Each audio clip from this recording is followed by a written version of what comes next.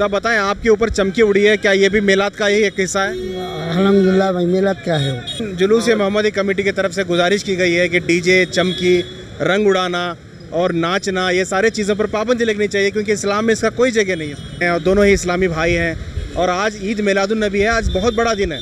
आज के दिन कम से कम आप गुटखा जो है आप खा रहे हैं, उसे आज के दिन कम से कम नहीं खाना चाहिए था। नहीं, गलती हुई है आपसे? गलती है सर। तो आज के दिन कम से कम नहीं खाना चाहिए था। नहीं, गलती हुई है आपसे? गलती है सर।